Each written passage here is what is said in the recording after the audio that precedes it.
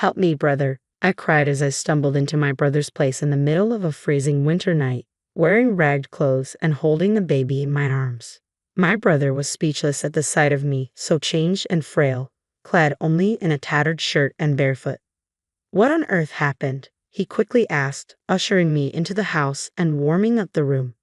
The baby, wrapped in my jacket, was sound asleep, but I couldn't stop shivering. "Who did this to my precious little sister?" my brother muttered through clenched teeth. "Lily, it's going to be okay now." Upon hearing my brother's gentle voice, I felt a wave of relief wash over me as if all the strength had drained from my body. "My name is Lily, a 27-year-old homemaker with a young son. I was once a nurse until Terry, the son of the hospital director, proposed to me. Terry was kind and efficient in his work, which initially attracted me to him.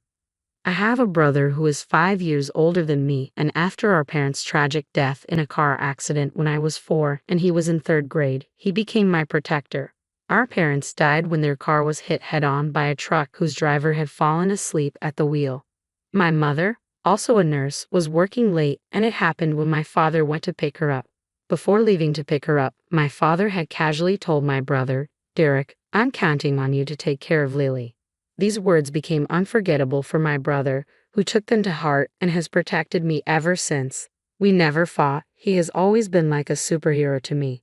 After the accident, it seemed my brother and I would be sent to separate foster homes. However, our paternal grandparents, who we hadn't interacted much with until then, took us in. When I first met our grandfather, his white hair and bushy beard made him look like a storybook Santa Claus. Seeing Derek, he muttered, "You're the spitting image of your father," and I believe I saw tears in his eyes. Our grandmother was a kind woman who hugged me tightly and sobbed, "Poor child." Later, I learned that our father had fallen out with our grandfather, leaving home in what amounted to running away. Our grandfather wanted him to continue the family business, but our father wanted his freedom. Neither would yield, and they ended up parting on bad terms. Derek and I moved to our grandparents' house nestled in the rural mountains. Our grandfather, a renowned potter, created works so famous that a single teacup could sell for thousands of dollars. Thanks to this, Derek and I grew up without financial difficulties. Our grandfather was stubborn, hated dishonesty, and dedicated himself completely to his work, while our grandmother was incredibly kind. Despite our parents no longer being with us, under our grandparents' watchful eyes, we grew up happily. Derek attended a prestigious university in the city, and I went to nursing school. We both had the chance to follow our dreams. However, when our grandmother's health deteriorated, Derek returned home from the city. I wanted to return too, but as I was still a student, Derek advised against it. Derek had always been interested in our grandfather's work but was firmly told to follow his own path, leading him to university. I think our grandfather regretted forcing our deceased father to continue the family business and didn't want his grandchildren to go through the same thing. However, Derek insisted on being taught pottery by our grandfather. He had always been handy, making pottery a good fit for him. Besides, Derek excelled at everything: academics, sports, and he was popular among his friends. He was truly a superhero, taking care of our sick grandmother while mastering the art of pottery. While learning the trade from our grandfather, I graduated from nursing school and started working as a nurse. That's when Terry proposed, and we got married. We had a grand wedding, and what I remember most are the joyous smiles of Derek and our grandfather. Derek brought pictures of our parents to the wedding. "We all just want you to be happy, Lily, including Mom and Dad," he said, shedding tears openly. Our grandmother, too ill to attend, cried tears of joy when she saw the video of the ceremony. I felt truly blessed with a great family. I quit my job as a nurse, moved into my husband Terry's family home, and began to support him as a full-time homemaker. We had a child, and Terry was kind.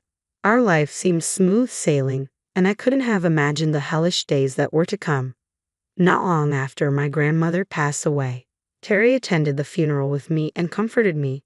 My grandfather's disappointment was so severe that I couldn't even speak to him. Derek, while supporting our grandfather, immersed himself more and more into his pottery. 6 months passed. "Help me, brother," I cried as I fled to my brother's place in the middle of a freezing winter night, wearing ragged clothes and holding a baby in my arms. Derek was at a loss for words upon seeing my drastically changed appearance. I was so skinny and weak, just wearing a thin, tattered shirt and barefoot. What on earth happened? He quickly let me in and warmed up the room.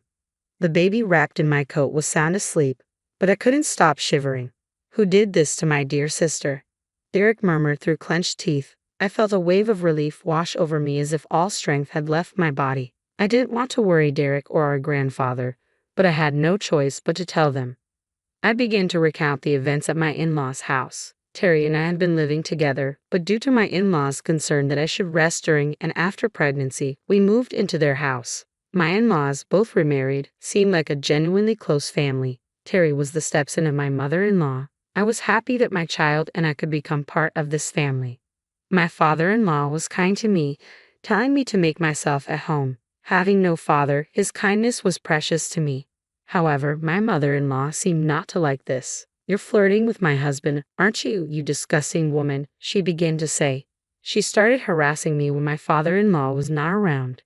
"You're an uneducated child with no parents," she said, not just verbally abusing me but also causing physical harm. She spilled boiling water towards me, planted pins in my meals, and even tried to push me down the stairs. It was life-threatening. My mother-in-law's family had a long-standing reputation in the retail business, managing a major department store chain run by her brother. "Your background is miles apart from mine. You can't blend with someone who grew up in poverty," she said, looking down on me. Then, a situation arose that added to my troubles. With a shortage of staff at the hospital, a former nurse was often called in to help, working alongside my husband Terry. During this time, I noticed something unsettling. Terry, being the son of the hospital director, was often seen reprimanding the nurses unreasonably. "Move quicker, you're a nurse getting paid, aren't you? Don't slack off just because my father is lenient. Once I take over this hospital, I won't be so forgiving. How many times do I have to tell you? Order the supplies in advance. They're not cheap, you know. Don't take running a hospital lightly." Such unreasonable remarks were directed at nurses who were working hard for the patients. "Terry, don't you think that's too harsh? Everyone here is trying their best," I interjected. He didn't take kindly to this. Furious that I had stood up to him, he flew off the handle in front of the other nurses. Since then, Terry became distant towards me. It might have also been influenced by my mother-in-law, who had been telling Terry from the start, "You're too soft on your wife. She's taking you for granted." While my father-in-law was still well, Terry couldn't be openly hostile or abusive in front of him. But then my father-in-law fell seriously ill and became bedridden. When it rains, it pours. My mother-in-law seized the opportunity and made me take care of all the chores, treating me like a housekeeper. I was extremely busy carrying my son on my back, cooking, doing laundry, and cleaning. Even in front of my father-in-law, my mother-in-law began to mistreat me, but my weakened father-in-law was unable to stop her. "Please don't speak to Lily that way," he would say. "Here you go again defending that woman, and you can't even do anything with your frail body." "Oh, how I wish you were gone," she would retort, spewing venom at my sick father-in-law. I endured it for the sake of my son and father-in-law. The harassment escalated. "Housekeepers don't eat with the family. Eat the leftovers later," she told me. I was so upset that I lost my appetite. When I looked in the mirror, I was shocked to see my gaunt and ragged reflection. My husband said, "I only married you because you were a bit attractive, but I never thought you'd become such a shabby woman. I'm too embarrassed to be seen with you." He told me to move from our bedroom to the storeroom. How cruel can people be? My husband and mother-in-law began to verbally abuse even my son. "Of course he's not smart. Look at who his mother is," my mother-in-law would say. "His constant crying is annoying. Make him stop right now," my husband would demand. It felt as if something inside me had snapped. I had made up my mind to run away. My only concern was my father-in-law. If I didn't take care of him, he would be in trouble. However, my father-in-law said, "Don't worry about me, Lily. You should escape to your brother's place." He pulled out several $100 bills from under his pillow and pressed them into my hand. I decided to flee on the spot in the clothes I was wearing. I wrapped my son in my coat to keep him warm, rushed outside, hailed a taxi with the money my father-in-law had given me, and headed to my grandfather's house. I poured out the whole story to my grandfather and my brother Derek all at once. Derek, making a furious face I had never seen before, was shaking his clenched fist. Derek reassured me, saying, "You've had it tough, haven't you? It's okay now, relax." I burst into tears. My grandfather also muttered, "I can't forgive this." A few days later, I left my son with my grandfather and decided to return to my in-laws' house with Derek to collect my belongings. I had left in a hurry without a word, so I thought it would cause trouble if there was any fuss. When we returned to my in-laws' house, my husband muttered with a cold gaze, "You finally returned, huh?" Derek calmly replied, "My sister seems very distressed, so we'll be taking care of her for a while. We came today to collect some of her personal belongings." My husband retorted, "I married her, so if she doesn't come back, there will be no one to do the chores. That's a big problem for me." My mother-in-law, looking down on Derek, said, "I heard you do pottery. It must be a poor life, isn't it? Even if you take care of my daughter-in-law, it's going to be tough for you, right? Please send her back. It's a problem for us too." Derek clenched his fists tightly. I could see that he was desperately trying to suppress his anger. When we asked to take back our belongings, we were directed to a storage room in the corner of the hallway that served as my room. In the corner of the cramped room were cardboard boxes and old appliances carelessly placed. There were a few changes of clothes for me and my son, no heating appliances, just a thin blanket and a thin mattress. Derek was at a loss for words, seeing the harsh conditions I was living under. When he glared at my mother-in-law, saying, "Is this where you shoved my dear sister and her child?" she retorted, "She should be grateful just to have a room. She's just a housekeeper." I wanted to get out of that house as soon as possible, but I was worried about my father-in-law and wanted to see him. When I did, he quietly handed me something and apologized to Derek for not being able to protect me.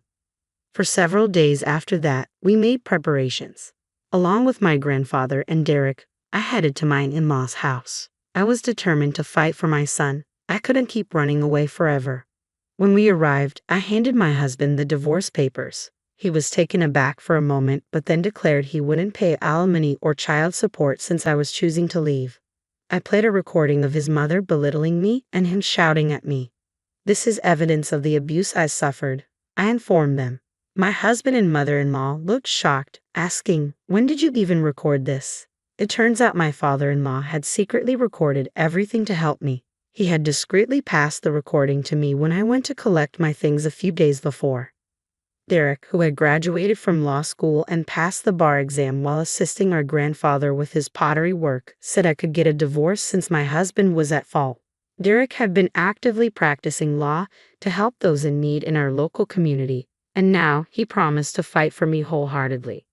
My wheelchair-bound father-in-law showed up and handed the divorce papers to my mother-in-law.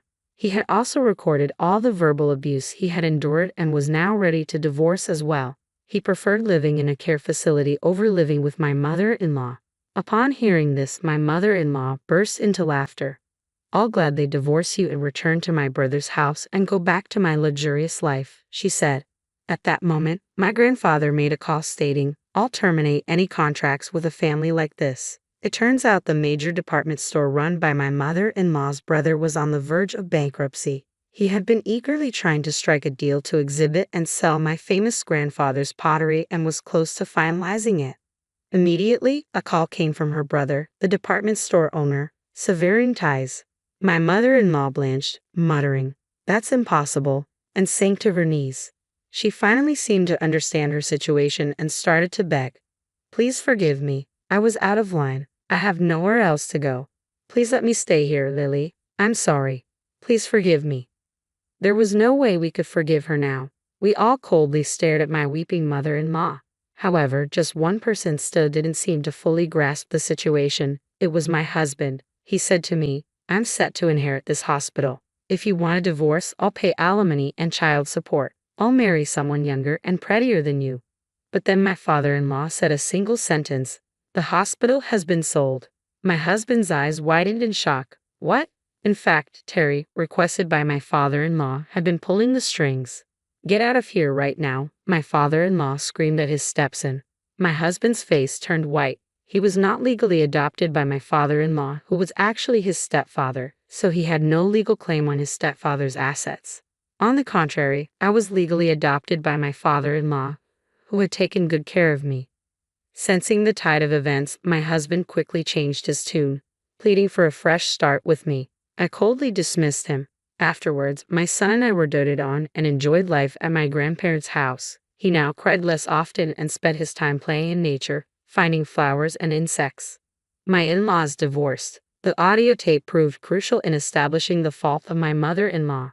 According to mutual acquaintances, my mother-in-law and husband are now living in a small rented apartment.